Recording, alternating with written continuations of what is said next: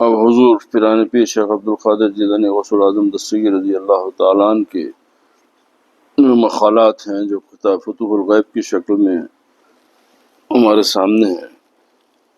اس کا جو ہے مقالہ نمبر ہے جو ہے الرابعۃ الاربعون، 44واں مقالہ ہے، اور مترجم شیخ عبداللہ محدث دہلوی رحمۃ اللہ تعالی علیہ نے اس مقالے کا عنوان رکھا ہے کہ اہل معرفت کی دعائیں کیوں قبول نہیں ہوتی. یہ جی اہل معرفت کی دعائیں کیوں قبول نہیں ہوتی.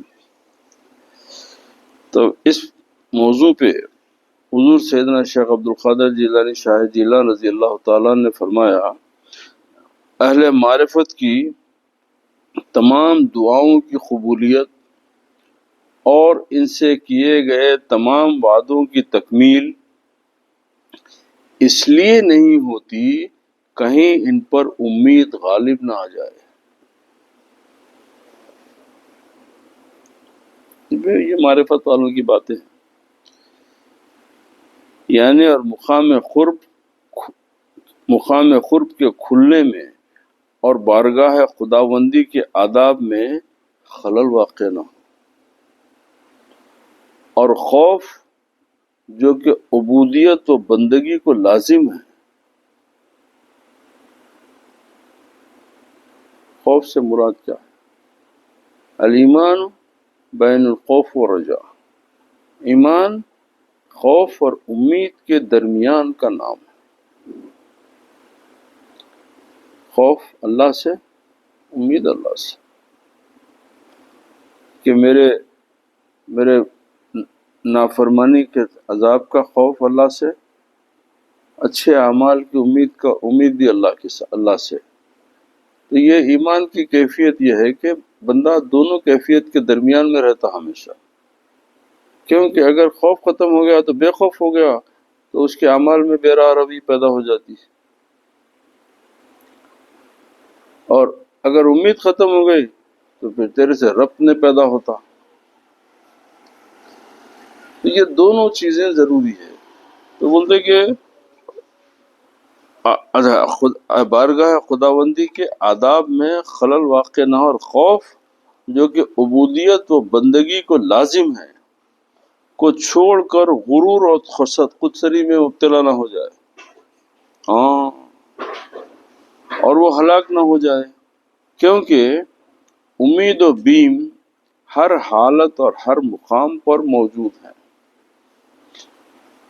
پہلے مقام پر دوام یعنی ہمیشہ، یا اس سے بلند تر کی امید اور اس سے زوال کا خوف رہتا ہے. اس سے زوال کا خوف رہتا ہے. اب اس میں جو ہے ایک بات بزرگوں سے سنا تھا تو میں آپ کو گوش گزار کر دیتا ہوں. جیسے اکثر لوگ بتاتے کہ، اور صحیح احادیث میں ہے، صحیح روایت ہے، اس میں کوئی وہ نہیں ہے، کہ نبی کریم علیہ السلام روزانہ 70 مرتبہ استغفار پڑھتے تھے. تو اب یہ جو ظاہر کے جو علماء ہیں جو ان کے پاس صرف ظاہر کا علم ہے، وہ دیکھو رسول اللہ 70 مرتبہ استغفار پڑھتے تھے، تو کیا رسول اللہ اپنے گناہوں کی معافی کے لیے استغفار پڑھ رہے تھے؟ تو بات میں سمجھ میں نہیں آتی. اس لیے کہ بھئی آپ تو معصوم عن الخطا ہے، آپ سے تو گناہ ہو ہی نہیں سکتا.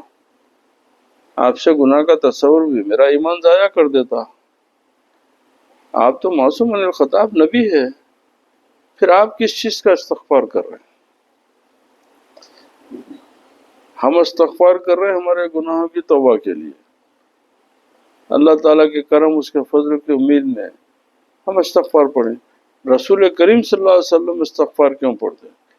تو بعض اہل علم جو اہل بصیرت فرمائیں کہ اللہ سبحانہ و تعالیٰ ہے کہ کلو یوم ہوا فی شان، بولے ہر لمحہ ان کی شان، ورفعنا لک ذکرک، بولے ہر لمحہ ان بلند سے بلند مقام پہ ہے، ہر لمحہ بلندی ہے. تو بلندی پہ جا کے نیچے کی طرف دیکھ کے استغفار پڑھتے تھے. کیونکہ انسانی طبیعت ہے نا کہ جب انسان اللہ تعالیٰ آپ کو دولت سے نوازا تو آپ کو غریبی سے ڈر ہوتا. غریب ہے تو دولت کی امید رہتی، غریب ہے تو دولت کی امید ہے. اور جب دولت آ گئی تو اب یہ خوف رہتا ہے کہ میرے سے یہ دولت چھین کے تو میں غریب نہ ہو جاؤں. تو اب یہاں پر مسئلہ وہ ہے کہ جب آپ بڑے اعلیٰ مقام پہ پہنچے تو نیچے کی منزل سے دیکھ کے آپ استغفار پڑھتے تھے. آپ گناہوں کے، ہمارا تو استغفار پڑھنا رسول پاک کا استغفار پڑھنے میں یہ فرق ہے. اچھا، اور یہ خوف و رجا پرندے کے دو پروں کی طرح ہے. یعنی خوف، رجا وہ تو امید، خوف تو سمجھ میں آ گیا. تو خوف اور امید پرندوں کے دو پروں کی طرح ہے جو ان کے بغیر کمال نہیں پا سکتا. اس طرح کسی حال اور مقام میں خوف اور رجا یعنی امید، خوف اور امید کے بغیر کمال و بقا نہیں آ سکتا. یہ علیحدہ بات ہے کہ ہر حال کا خوف و رجا اس کے مطابق ہوگا،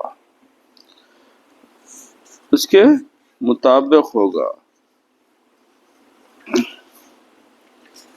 یعنی خوف اور امید کی تفصیل میں مترجم فرما رہے کہ چنانچہ اہل ایمان کو تصدیق کے زوال یعنی تصدیق کے نیچے جانے کی، اس کی شک و انکار کے ساتھ تبدیلی، دوزخ کے گڑھوں میں گرنے اور آگ کے طبقوں میں پڑنے کا خوف ہوتا ہے، یا پھر مرتبہ کمال سے تنزل نیچے آنا، تنزل بولتے نیچے آنا، تنزل اور معصیت و دلال کی جگہوں میں گرنے کا خطرہ ہوتا ہے، اور اہل ارادت کو طلب و ترقی کی شرائط و آداب میں خلل سے خوفزدہ رہتے ہیں. اہل قرب کا خوف یہ ہے جو اللہ کے قریب جو ہوتے ہیں، جو اللہ کے نیک بندے ہیں، تو ان کا خوف کیا ہے کہ کہیں غلبہ حال سے انتہائی شکر واقع نہ ہو، کہ کہیں میرے پہ یہ کیفیت جو ہے اللہ تعالیٰ کی عبادت سے مجھے روک نہ دے، کہ وہ ایسا نشہ نہ ہو جائے کہ میں اس کی بندگی سے جو ہے بے پرواہ ہو جاؤں. ہاں، ان بساط کی بساط پر قدم نہ آ جائے، اور یہ کہ جو ہے آنکھ بھٹک نہ جائے، اور ماسوا کی طرف کوئی معمولی سی توجہ نہ ہو جائے، کہ اللہ کے غیر سے کی طرف کوئی توجہ ہو جائے. یہ خوف ہے ان کو. اور منتہین یعنی جو انتہا پہ جو پہنچے ہوئے ہیں، کو نفس کی سیاست کی زنجیروں سے نکلنے، نگرانی سے آزاد ہونے، لذت و شہوات میں وسعت اور نفلی عبادات میں کمی کا خوف ہوتا ہے. خوف کے ان تمام مراتب کے مقابلے میں رجا ہے، امید ہے. تمام احوال و مقامات میں خوف و رجا ساتھ ساتھ ہونے چاہیے. ہاں، یہ دونوں چیزیں ساتھ ہوں، دونوں چیزیں ساتھ ہونے تو آپ کے ایمان میں سلامتی ہے. جیسے اس کی زندہ مثال اگر ہم سمجھنا چاہے، کوئی تمثیل نہیں ہے مگر بہت اچھی مثال ہے. جس طریقے سے آپ کا رویہ اپنے ماں باپ کے ساتھ ہوتا، تو اللہ کے ساتھ کم سے کم اللہ کے ساتھ ویسا رکھ لو. کیا مطلب؟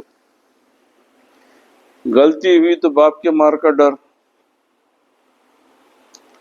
اچھا کام کرے تو شاباشی کی امید. ڈر بھی باپ سے ہے، امید بھی باپ سے. ڈر بھی ماں سے ہے، امید بھی ماں سے ہے، کہ ہر تکلیف میں سب سے پہلے آپ کی دیکھ بھال کرنے والے انہوں، اور ہر غلط بات پہ ڈانٹنے والے بھی انہوں ہی. تو اسی کیفیت کو آپ آگے لے کے گئے تو اللہ تعالیٰ سے خوف و رجا کو معاملے کو سمجھ سکتے آسانی سے. یہ پریکٹیکل بات ہے نہیں ہے. انسان بچہ اگر غلطی ہو جائے تو سب سے پہلے اس کے دل میں کیا آتا ہے کہ بھائی اگر یہ میری غلطی بابا کو پتہ چلی تو ماریں گے، ڈانٹیں گے، اماں غصہ کریں گی۔ اسی طریقے سے بچہ کوئی اچھا کام کرا تو سب سے پہلے خوشی ہوتی ہے کہ میرے باپ کو پتہ چلے، میری ماں کو پتہ چلے، کیونکہ وہ خوش ہوں گے۔ تو لہٰذا خوف بھی ماں باپ سے ہے، امید بھی ماں باپ سے ہے۔ اسی کو آپ آ کے لے کے گئے تو اللہ کی طرف سے خوف اور رجا کو سمجھ سکتے ہیں آپ۔ کوئی بڑا مسئلہ ہے کیا؟ ہاں، بعض حضرات رجا کو یعنی امید کو انس و محبت کا مشر سمجھتے ہوئے راجع قرار دیتے ہیں اور امان رحمت سے تمسک کرتے ہیں، اور بعض حضرات خوف کو اس بنا پر مقدم جانتے ہیں کہ خوف کے تازیانے کے پیش نظر طالب تیز چلتا ہے اور معاملات کو خوب بجا لاتا ہے۔ بہرحال خوف و رجا دونوں ہوں گے تو کام میں کشادگی پیدا ہوگی۔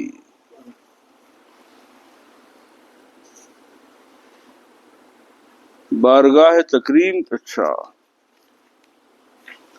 بارگاہ تکریم کے خاص لوگ عالم تسلیم سے وحشت زدہ ہیں۔ اللہ تعالیٰ کی رحمت عام ہے، اسی لیے نا امید نہیں ہونا چاہیے اور مغرور بھی نہیں ہونا چاہیے۔ کیوں کہ بارگاہ رب العزت کے خاص حضرات بھی خوف زدہ ہیں۔ اب یہ بے خوفی کس نتیجے پہ پہنچاتی ہے آپ کو معلوم ہے کہ امام غزالی جو ہے معراج کے واقعے میں مکاشفۃ القلوب میں یہ واقعے کو لکھے ہیں کہ بڑا اچھا واقعہ ہے۔ معراج کے بیان میں یہ واقعے کو لے کے آئے انہوں کہ ایک فرشتہ اللہ تعالیٰ کے مقرب فرشتوں میں تھا، اللہ تعالیٰ کے مقرب فرشتوں میں، اور اس کی ایک سانس سے 50,000 فرشتے پیدا ہوتے تھے۔ وہ ایک جب سانس لیتا تھا تو 50,000 فرشتے اس کی ایک سانس سے پیدا ہوتے تھے۔ تو ایک وقت حضرت جبرائیل علیہ السلام دیکھے کہ وہ کوہ قاف یا کوئی مقام تھا، وہاں پر جو ہے بڑا مایوس اور بالکل نا امید بیٹھا ہوا تھا۔ انہوں نے پوچھے کہ بھئی تو تو اللہ تعالیٰ کے مقرب فرشتوں میں تھا اور تیرا یہ حال ہے؟ تو بولا کہ جبرائیل علیہ السلام سے کہ بھئی میرے کو معافی، اللہ تعالیٰ کی بارگاہ سے معافی دلا دو، میرے سے بڑی خطا ہو گئی، اس کے عذاب، اس کی سزا میں میرے کو نکال دیا گیا اور میرے کو جو ہے ایسی حالت میں پہنچا دیا گیا، اور اللہ تعالیٰ سے میرے کو معافی دلا دو۔ تو اب یہ لوگ بولتے ہیں کہ نیک لوگوں کی سفارش کی ضرورت نہیں ہوتی، نیک لوگوں کی دعاؤں کی ضرورت نہیں ہوتی، آپ کے اعمال آپ کے لیے نہیں۔ دیکھیے غلط یہ بات ہے، آپ پوری طریقے سے آپ پڑھو بزرگوں کی باتوں کو تو آپ کو سمجھ میں آ جائے گی۔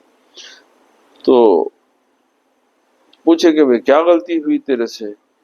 تو بولے جب معراج کی رات نبی کریم علیہ السلام تشریف لائے تو میں ان کے تعظیم میں اٹھا نہیں تھا۔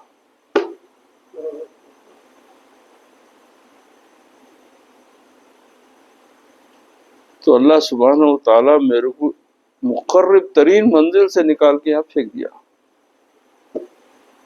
یہ میرے سے غلطی ہوئی، جس کی پاداش میں میری تمام منصب، حیثیت سب خاک میں مل گئی۔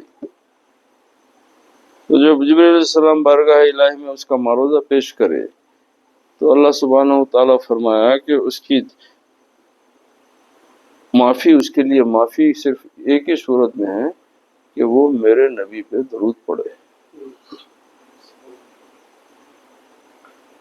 تو بے خوفی اتنی دور کر دیتی ہے انسان کو کہ ایسے مقرب فرشتے بھی خدا سے دور ہو سکتے ہیں۔ تو جس کے جو خوف اور امید کے دامن درمیان میں رہتا ہے تو وہ ہمیشہ ایک مخلص بندے کی طرح اپنا حق ادا کر سکتا۔